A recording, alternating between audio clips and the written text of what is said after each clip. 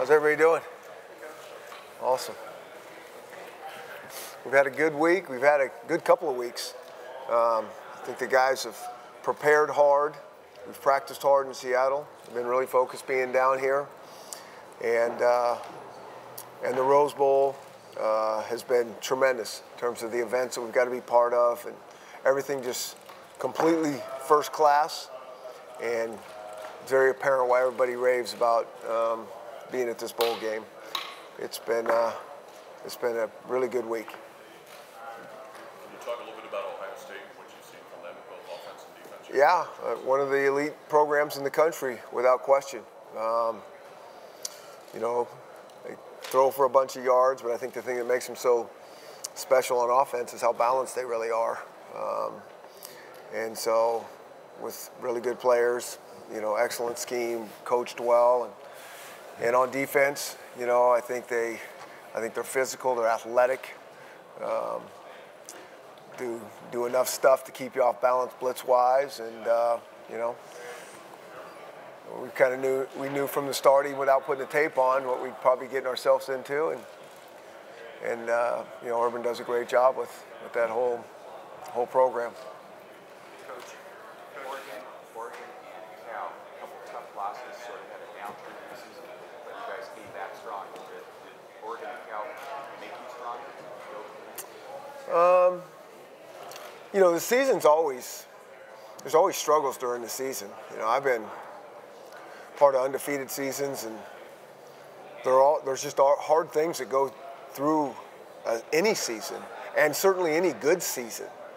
We try to prepare our guys for that. And so this one's really been no different. We did have a couple tough losses, frustrating losses. And I say this all the time, if you don't play your best in this league, you're going to get beat, or you're going to get exposed in a hurry. And, you know, the kids played hard in those games, but we probably didn't play our very best. And if you don't, that's what happens. So I'm proud of the guys in terms of they never flinched. We just went back to work. You know, 1 week, 1 day at a time mentality, and that's really what they did. And, you know, here we are. Chris, what can you say about Urban Meyer and any interaction you've had with him or crossing paths and things Yeah. as far as the coaching influence? Well, I certainly think you know, first and foremost, his record speaks for itself wherever he's been. He's just knows how to win. He knows how to run a program his way and his style, and does a great job with it. And then I have had a chance to kind of interact with him over the years, and you know, I think he's really on top of it. I mean, just in terms of like what he tries to do with his program culturally, and with his, you know, some of his coaches and those type of things, and the different speakers that he's had, and real life Wednesdays, and all those type of things. I mean, I think that's what college is all about. I mean, you're talking our language all the way, and he's done some really nice things along the way, and at Ohio State with those things that, you know, I've got bits and pieces from. I mean, that's kind of how you do it as a coach. I mean, we're not making this stuff up. I mean, there's been a lot of smarter people than me going before and doing these things, and so what just makes sense to me in our program, I try to take bits and pieces from, and certainly done that from Urban. Coach, is there a team that you faced this year that compares to Ohio State's team? Yeah, you know, I mean, I think when you go through the course of the season, you're going to see some teams that, you know, line up similar to. There's only so many ways you can line up, so there hadn't been too many teams where we're like, we've never seen this before. But now everybody has their wrinkles to keep you off balance, the different blitzes and stems and those type of things. Everybody has a little uniqueness to them, and certainly Ohio State does. I think you couple that with the players that they have, you know, certainly makes this a unique defense and a unique team that we haven't seen before. And what kind of threat is Dwayne Haskins pose? Obviously, no deep ball, but is there anything specifically about his game that you guys really need to key in on? Yeah, I mean, I think he's just, you know, obviously one of the top QBs in the country, and he's mobile enough to keep you off balance, to buy time. I think he sees the field really well, and the ball comes out quickly. I think he's got a really good cast around him too. You know, it always starts in the lines, But then he's got an experienced group of receivers that are sprinkled around, and those guys are playmakers. Coach, was any part of the coaching bent to kind of bring the kids down as far as the mystique and size of the Rose Bowl, and maybe their thoughts that the other team is going to leave it all on the field for Urban? Is there, do you have to calm that down? No, we don't ever worry about the opponent. This is always about us. You know, we take care of what we can control, making sure that, you know, our energy's right and not too high, not too low, that we prepared right, that we go out and try to put our best foot forward. But to us, it's never about the other guys. It's always about us doing what we can do. Coach, what's it mean for you to play the Rose Bowl? Coach in the Rose Bowl? Yeah. You know, I've had an opportunity to go to a lot of different bowl games, and I've never been to this one. But this is the one I did watch as a kid growing up. This is the one, and we've been close a couple times in my career, really close, and we have not got here. So again, you know, kind of alluding to one of the questions, I mean, it means a lot because how hard it is to get here, some of the hard things that we went through this season to get here. You know, my hat's really off to these kids for making this happen. What is it about the matchup on Tuesday that's prompted people to watch this game? Well, you know, I think that it's, you know, I know Ohio State's one of those elite programs. And, you know, I think when we, you know, are playing like we're capable of playing, we can play some pretty good football too. And I just think this game and the teams that are in it might be an intriguing matchup. What makes it intriguing? Just two good teams? Yeah, I think that. I mean, I always think the Rose Bowl is intriguing. You're not going to have bad teams in the Rose Bowl. And so, and just everything that surrounds it, you know, the pageantry of college football. You know, that's what I really kind of think about this bowl game. And it's always going to be two good teams in here and kids playing really hard. And the historic aspects of it, I mean, we know it's the oldest of the bowls, they get that granddaddy of the bowls. Does it mean, is it still, I know it's not in the rotation this year, it's every 3 years it's in the rotation. What does it mean to be in this Rose Bowl? Well, I mean, from where I come from, you know, there's nothing bigger, nothing better. And I mean that from where I grew up, and I mean that in Seattle as well, you know, because so many of the longtime Huskies, this is how they grew up. You know, this is where they wanted Washington at all times, and certainly now there's the playoffs. But this is what everybody talks about, and so it's awesome to be here. Chris, Mark Richt announced his retirement today. What are your initial reactions to that? Yeah, I think there's always surprising twists and turns in this job in football. You know, I think he does a heck of a job throughout his career, and I don't know him personally, but I followed him, and seems like a wonderful person, and you know, tries to do right by the kids and all those type of things. And so I think anytime you see a really good guy, you know, getting out of it, you know, you're a little bit bummed out about that. But who knows? You know, sometimes the guys just need a break and catch their breath, and you never know what the future holds. Chris, Ohio State's defense has been susceptible to give up some big, huge plays this year, dash plays, especially in the running game. I know you're not going to give me any secrets, et cetera, but what have you noticed about this from a defensive standpoint? What do you think has led to that? I mean, I don't know. I mean, I think it's kids making plays. I always say this, like everybody has good, you know, everybody we play has good coaches and players too, and they're going to make plays. And so, you know, at the end of the day, it's about winning the game. Ohio State's won a heck of a lot of games in convincing fashion. And I always say, I mean, it's hard to, you know, just lose one game. And you see very few that have lost no games. But those guys, you know, are talked about that they could be in that you know, that playoff system. And so, you know, it's never going to be perfect. I mean, that's what I think. But I think they got a heck of a defense. Down the road, should there be a playoff system that includes every, I think you talked about this before, but every Power 5 conference champion? What is your thought about it now as you've seen, like the Big Ten, 2 straight years, the conference champion hadn't been in it? Yeah.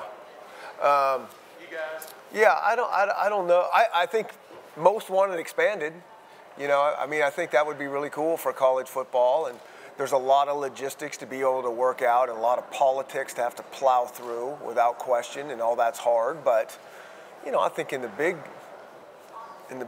grand scheme of things, I think a lot of people would like to see some more teams. Now, whether it's the conference champions, I don't know about all that. Those are details that could be worked out. But, you know, I think it's intriguing, you know, how this thing would shake down with more teams. Yeah, you've talked about this before. I mean, it goes to 8 teams. I mean, everybody talks about this 3 extra games. Well, it's only 3 extra games for 2 teams. Right. It is for only 2 teams. Yeah. And so, you know, and you can expand it. I mean, we're the only, you know, division that doesn't play a big expanded tournament. Now, the one thing you probably have to do if you're going to put a bunch of teams in there is I mean, this is probably the sticking point, is you probably got to cut down a regular season game. But, you know, everything comes down to money. What are we kidding ourselves, right? I mean, that's what it comes down to. But you play a big tournament like that, there's going to be enough money for everybody to cut the pie the same way. And now maybe you get, you know, some of the matchups you want to see. I don't know. You talk about a bigger pie of money. Do you think players have a right to any of that? Yeah, that's always an interesting, you know, topic. You know, I think, you know, I think that's what pro football's for. I think we try to treat these guys as well as we can. I think we, you know, pay for their education. We make sure these kids aren't going to college and living in poverty. You know, I know it's changed in the last handful of years that we can feed them how we need to feed them. Like that has been a huge thing. I mean, that's all these guys do is eat. We couldn't feed them like we wanted to. Cost of living and all those things. And so, you know, some of that stuff I think is still to be debated and talked about. When you say it's for pro football, what do you think the downside would be if, you know, if these guys got an extra $15,000 or $20,000 or something like that? That's well, I don't think it's not life changing, but it's still for them. I think you're going to change the game. Like, I think there's certain programs that could maybe afford to do some of that stuff, and I think there's certain programs that you might just change the playing field. So it'd be a competitive equity thing in the sport more than. I think that's probably. I've spent about as much time thinking about this as your question coming to me, because that's for somebody with a higher pay grade than me. So I'm kind of just talking out loud here. Yeah. Chris, there were quite a few stars, you know, who were headed for the NFL, opted not to play. Yeah. Which I think all your guys are playing, right? I mean, yeah. From what you know. But what's just your opinion of that? I mean, of guys opting to sit it out from the jeopardy standpoint. You know? Yeah. I mean, I like to see them play. I mean, it's football, and yeah, anything can happen, but you're going to play a lot of football in the future. And I think the risk-reward thing is so small that, you know, to go out with your team, but that's just my opinion. Did you have to sit down with any of your guys who are in that boat and have that discussion this year? No. Coach, my name is Steve Arcand, for photography and writing. So our audience are young people, and what would be your keys to success for young people? You try to inspire them to stay off the drugs and out of gaming. Yeah. Well, there's no question about that. You know, we see the drug culture changing lives even where we are on college campuses. We spend a ton of time talking about that. I mean, it's in everybody's face. It doesn't matter where you are, on the streets, in colleges, at work. And, I mean, all you have to do is pay attention to the research, and it ruins lives in the snap of a fingers. I mean, it all starts small, and all of a sudden you end up, how did I end up in this place? So I think that's probably a good place to start. But, you know, I think you got to, you know, a lot of these kids just need to have a vision and some hope and some mentors around them to encourage them. And I think one of the main things is guys trying to figure out what they really want to do in life, which is one of the hardest things that our guys have to figure out. I think that's one of the hardest things anybody has to figure out. Very passionate about football and those type of things, but, you know, what about life after football, which is going to be for most of these guys in the snap of a finger. And so those are some of the things that we try to talk about all the time in our program. Urban Meyer's talked about his friendship with you. Could you kind of explain where that developed and what you think of it? Yeah, it's just, you know, way back, I think he just got to Utah, and I think I bumped into him at a high school, and didn't know him from anybody, and kind of enjoyed our conversation, and then watched him at Utah, and we've always kind of crossed paths. And then I got a chance to go back there. Spent a couple days when I first actually came to Washington, and I think there's some really interesting things he does with his program culturally, and he's trying to help these kids besides the football part of things that I thought was really intriguing, and really appreciated his mindset on it. What do you think is his legacy? Assuming that he does retire and doesn't Yeah. come back, what does he meant to college football? Yeah, I think his record speaks for itself. The guy knows how to win. He's got his way of doing things. I always say this, there's a bunch of different ways to skin the cat, but you got to have your way and know the strengths and weaknesses and, incorporate it into your style, your personality, and he has done that. And it has worked, at an elite level. Chris, you think your quarterback gets a bad rap because everybody's looking ahead to, your scout team quarterback who transferred in, trying to compare him to 2 years ago. It kind of seems like from fans in the media, he's not getting as good. I think unfortunately it's the world we live in. It's always what's the next thing. That is social media. That is the media world, it's like what's the next best thing. Everything's blown out of proportion for the most part. Expectations are out of whack. We live in the too much, too soon syndrome, and it messes kids up. These expectations and so much success so early, and guys haven't had to persevere and work through hard things, and it can always be better. And to me, that's almost fantasy land. It's not the world we live in. So I don't know about that. I just know that we appreciate Jake as much as anybody. The kid does everything right. There's no harder worker on our team. There's nobody who's been through more, persevered, stayed steady. He's just done it the way it's supposed to be done. And life is hard, like football is hard. And he hasn't flinched. He's won a bunch of games. His teammates really love him. We love him. And I don't know what there else is to say about him. So, we talk to our guys all the time, and I'm paying attention to that outside noise. That's just noise to us. And we make our own opinions, and we talk to one another, and if it's good enough, awesome. If it's not, we try to make corrections and go forward. But it's a lot easier from the outside having a lot of answers when you're not in the fight every day. How much too is it just your offense the past couple of years has evolved? You had a couple game-breaking receivers and Ross and Pettis, and now with Miles and what he's been able to do with the running game and balance. And so if you're not scoring the points that you want, there's always a few the guns are going to be pointed in certain directions. The head coach, coordinators, the quarterback always is going to, it's a lot of times when it's all good, you're going to get too much credit. When it's not really good, you're going to get too much blame. There's a lot of guys around him that got to do the right things. And, we've done some really good things this year on offense. We probably just, the most important thing that's been frustrating thing to all of us is having scored the points that we think we're capable of scoring. Fiesta, Boise State, Oklahoma. Yeah. Want that game back on Tuesday, or do you want more? What's that? You want that game back for Tuesday? Or No, yeah. or do you want more of a spread in points? It doesn't matter. However you can play your best football, that's how we want it.